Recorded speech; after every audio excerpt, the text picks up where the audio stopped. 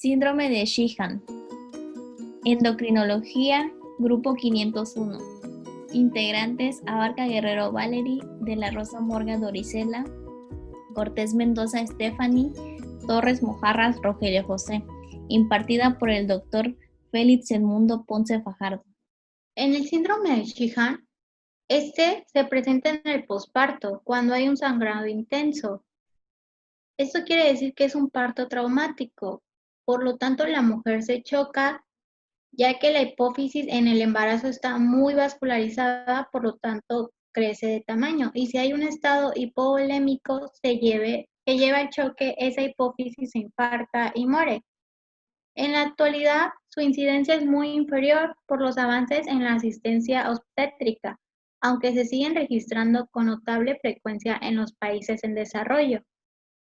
Como definición tenemos que el síndrome de Sheehan se conoce como un panhipopituitarismo que resulta del infarto de la glándula pituitaria por shock hipovolémico o hemorragia severa asociada al parto. El daño a la glándula pituitaria anterior causa pérdida parcial o completa de la función tiroidea, adrenocortical y gonadal. Este síndrome se le describe a Aaron Laney Sheehan en 1937. Él acentuó que durante el embarazo la glándula pituitaria aumenta de tamaño, pero su suministro de sangre llega a ser disminuido durante el parto y es especialmente susceptible a la trombosis y o infarto. Durante el embarazo, la glándula pituitaria sufre un aumento de tamaño fisiológico, esto es por hiperplasia lactotopa, lo que ocasiona hiperestrogenemia y es por lo tanto más vascularizada. La isquemia de la glándula se produce por el sangrado excesivo que experimenta una mujer durante el parto o incluso después de este, lo que lleva a una hipovolemia de la zona ciliar y periciliar, es decir, la glándula deja de recibir suficiente aporte sanguíneo. El riesgo aumenta en mujeres de raza negra, primíparas, después de partos prematuros, embarazos múltiples o cuando se presenta una anomalía en la placenta. Otras causas: tumores hipofisiarios, tumores hipotalámicos, infecciones, traumatismos y algunas cirugías. Como ya se mencionó antes, durante el embarazo ocurre un aumento del tamaño de la glándula, aproximadamente en un 45% en el primer trimestre hasta un 120 o 136% cerca del término. El tamaño normal es de 4 a 8 milímetros y en el embarazo alcanza de 10 a 12 milímetros, debido a que tiene que suplir las demandas hormonales durante el estado de gestación, como por ejemplo aumento de los lactótropos. El aumento de volumen la torna vulnerable a los cambios del flujo sanguíneo por aumento de demanda.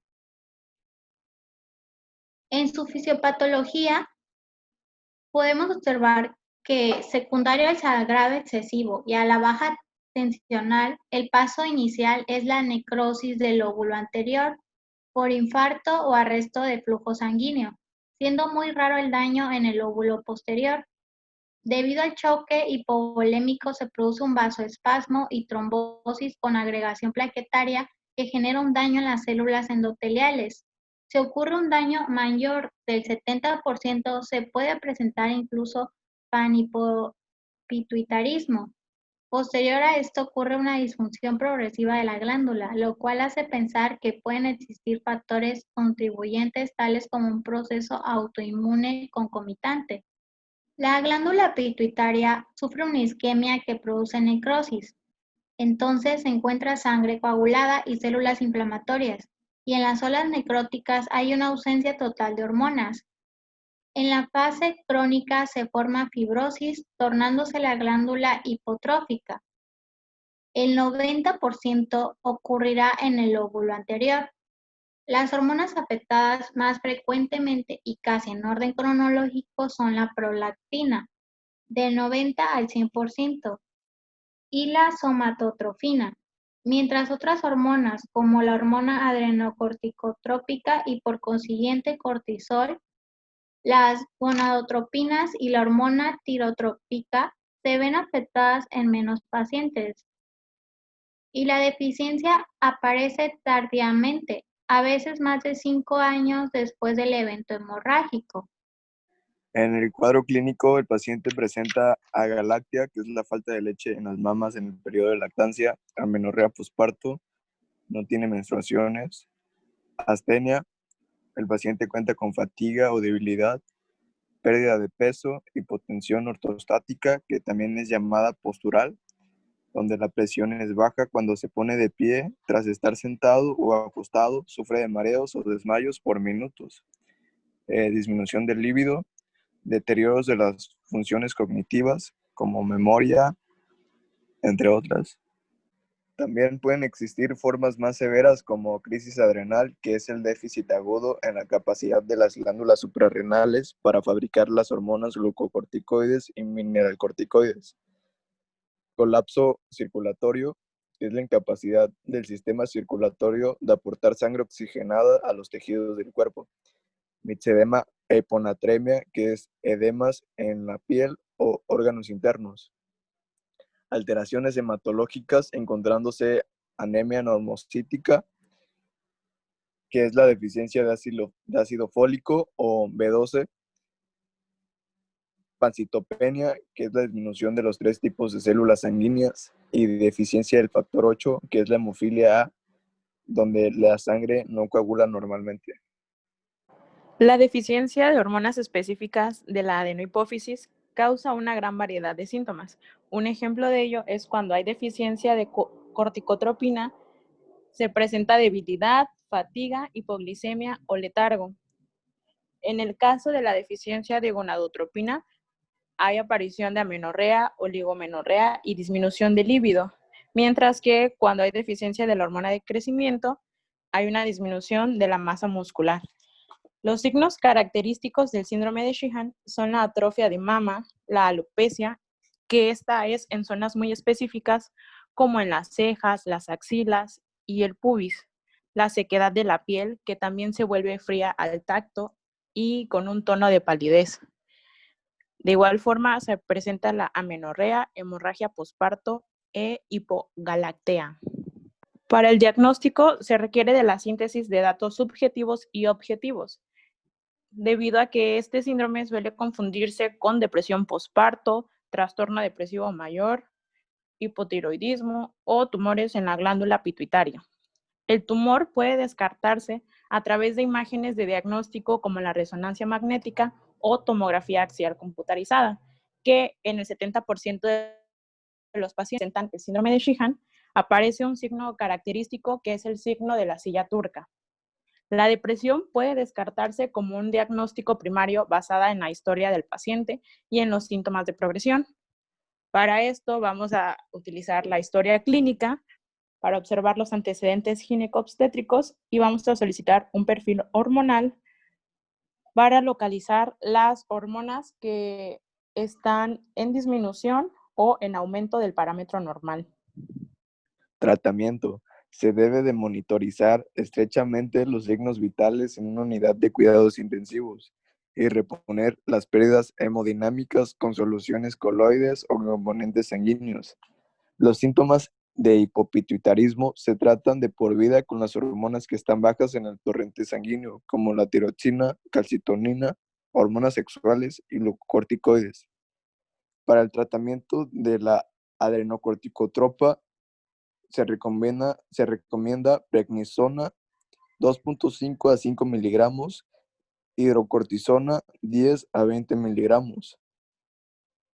Para las hormonas de tirotropina se recomienda levotiroxina 0.15 miligramos. Para las hormonas de crecimiento, la Serendip de 0.3 a 1 miligramo. Y para las hormonas sexuales se da la Sexd, que son los estrógenos conjugados, 0.65 a 1.25 miligramos.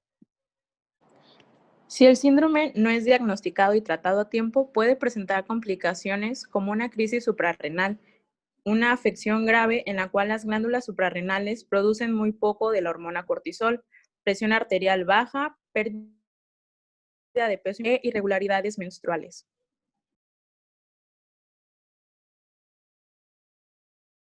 A continuación haremos la presentación del caso clínico. Paciente femenina de 47 años, casada y nacida en residente en Chuquiribamba, con antecedente de hemorragia posparto hace 14 años, agalactia, amenorrea e hipotiroidismo desde hace 3 años, para el cual se le administra levotiroxina 100 microgramos al día. Hace aproximadamente 3 días presenta cambios de conducta, tornándose agresiva y pérdida del estado de conciencia, por lo cual es conducida al Hospital Isidro Ayora de Loja. A la exploración física se encontró cabello quebradizo y de fácil desprendimiento, facies con expresión álgica, piel con palidez generalizada, cejas escasas con alopecia en la cola de las cejas, ausencia de vello axilar y púbico, abdomen doloroso, la palpación superficial y profunda que se acompaña de estreñimiento. Signos vitales: tensión arterial 86/60 milímetros de mercurio, temperatura 37 grados centígrados, frecuencia cardíaca 80 por minuto, frecuencia respiratoria 18 por minuto. Se le realizaron exámenes de laboratorio y una resonancia magnética que presentó el principal signo patológico, que es la silla turca vacía. Se inició el tratamiento con Destroxal 5% y solución salina al 0.9%. Las soluciones de 1000 mililitros. En estudios de imagen, la resonancia magnética mostró silla turca vacía como consecuencia de la necrosis isquémica de la glándula hipófisis, que es el síndrome de Sheehan.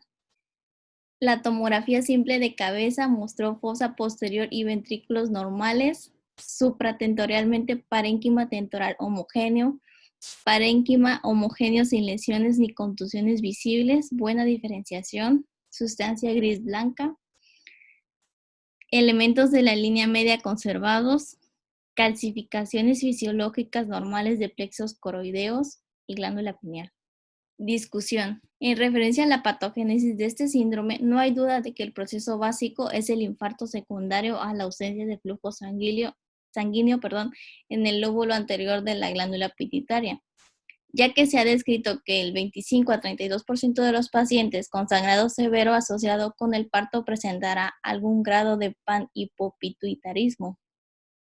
Nuestra paciente cumple con la patogénesis anteriormente descrita, la cual presentó hipoperfusión de la glándula hipófisis por una hemorragia posparto de 4 meses de duración. La Revista Colombiana de Obstetricia y Ginecología en el año 2010 presentó un caso similar. En relación con el caso de la sintomatología es similar. Sin embargo, nuestra paciente acude por cambios en la personalidad y pérdida de la conciencia, y el resto de signos y síntomas característicos del síndrome fueron hallazgos incidentales. En la literatura descrita por la Sociedad Española de Endocrinología y Nutrición, manifiesta que los hallazgos de laboratorio característicos del síndrome de Sheehan son disminución de las hormonas tiroideas, hiponatremia, anemia, hipoglucemia, así como también disminución de la prolactina, de la hormona luteinizante y folículo estimulante. Estos hallazgos son corroborados con los resultados de laboratorio de nuestra paciente, la cual presentó hipoglucemia, anemia, hipotiroidismo, disminución de la prolactina y de la hormona folículo estimulante.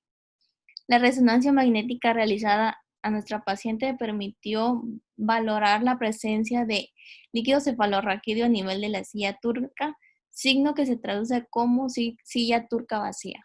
Conclusiones. A pesar de la baja prevalencia del síndrome de Sheehan en nuestra población, es muy importante el conocimiento y estudio de esta patología debido a las consecuencias a nivel hormonal que ésta engloba, las cuales afectarán drásticamente la calidad de vida de las mujeres que lo padecen. Debemos tener en cuenta que es muy importante conocer el síndrome de Sheehan. Es una enfermedad que puede permanecer latente durante meses e incluso años, como se mantuvo por 14 años en nuestra paciente, por lo cual a alta sospecha de la enfermedad ante el antecedente de hemorragia posparto debe permanecer y de esta forma instaurar el tratamiento necesario lo antes posible, disminuyendo de esta las consecuencias letales de la patología. Aquí concluye nuestra presentación.